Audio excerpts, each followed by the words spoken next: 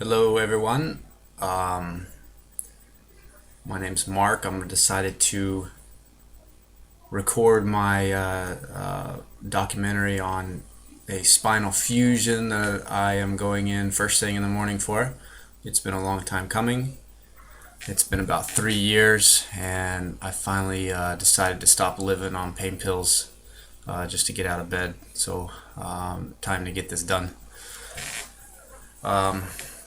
I've seen some other documentaries on spinal fusions and wanted to make my own just because it helped me a lot. Just try to understand the whole process and what people go through with this kind of procedure. So I wanted to explain a little bit about my symptoms and show you guys a picture of my MRI just so it might help somebody.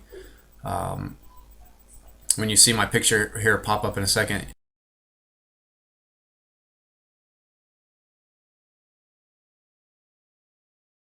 it's very clear what the problem is, and several of the doctors that I saw advised against surgery, and that's why it's taken 3 years to get to where I am. A lot of them, I've gone through 7 or 8 rounds of injections with no success. I've gone through the cortisone pills probably 3 or 4 times, no success, and I always just kept pushing, trying to trying to rule out everything before surgery.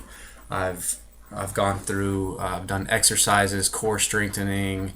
I stay pretty fit in the gym. I even bought a device when I was actually looking for an inversion table, and I found a device. I can't remember the name of it while I'm sitting here, but it is actually really good. But it just doesn't seem to help the problem that I have. My disc seems to be completely dried out, so any kind of decompression, it works for the moment while you're laying down stretching, but just goes right back when you have no elasticity back in the disc itself. So as you can see on the MRI, the disc is herniated and is dried out, and it's been the same MRI picture for the last 3 years. The herniation looks to be a little bit worse than it was a couple years ago, but my doctor advised that we could do a minimally invasive procedure, but being that the disc is degenerative, that he said that at some point in my life that disc is going to have to come out, so might as well do it while you're young. I'm just over 30 years old, so I'm hoping to get this done and be able to recover pretty quickly. My doctor is also pretty conservative. We talked about other newer technologies as far as maybe a disc replacement or something of those sorts.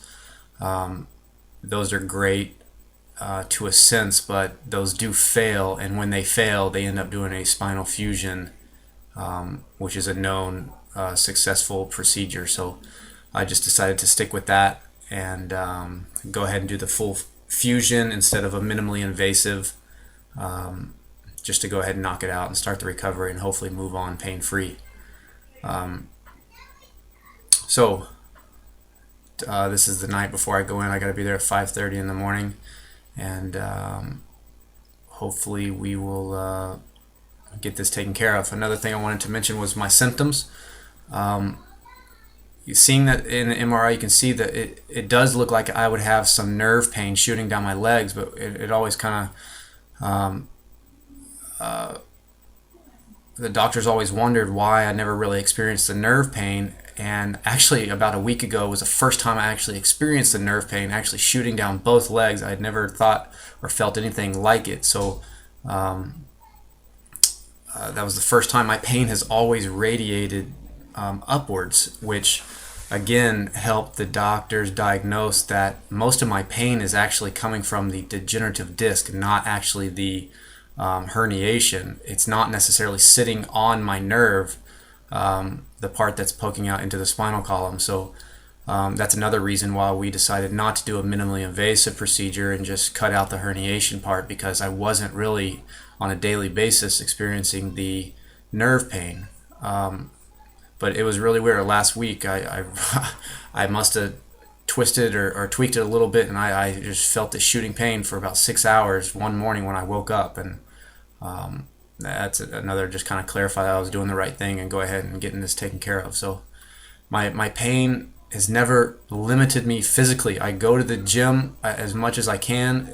I'm not limited on what I can do. I just know that I'm going to pay for it dearly the next day, with just the pain around it just flares up when everything, when you work out those back muscles and you use your back for everything. So that's what I've always put this off, because I felt like I can go ride my bike and I can go to the gym and lift, obviously not the weight that I was before, but I could do those exercises. But the next day I just paid for it dearly. So I actually haven't been working out in the last 3 weeks, knowing I was going to do this surgery, just to keep everything calm. And so hopefully I want to get this fixed so I can work out in the gym and not feel the after effects of it. And again, even I'm a big golfer, so I like to play golf. I can play golf right now, but the next day or that next week afterwards, I just pay for it. The pain is crazy. So it's gotten to the point now where the first thing I do when I get up in the morning is put a pain pill in my mouth, and I just refuse to live like that. So it's time to get it done. So anyways, I wanted to try to keep this going throughout the process, and just let everybody else who may be considering this procedure just kind of give them a step-by-step on what to expect. So I know it really helped me, and I wanted to fill in some of the details that I wish some of the people would have put on there. So as far as symptoms and what everybody went through on a step-by-step basis, and even what to expect at the hospital, and from when you get there and everything. So I being a male, all you guys can relate to this. I do understand that they are going to put a catheter in, which I'm probably more nervous about that than anything. So I just asked them to please let me be out of it when they put it in, and I hope I'm out of it when they take it out too.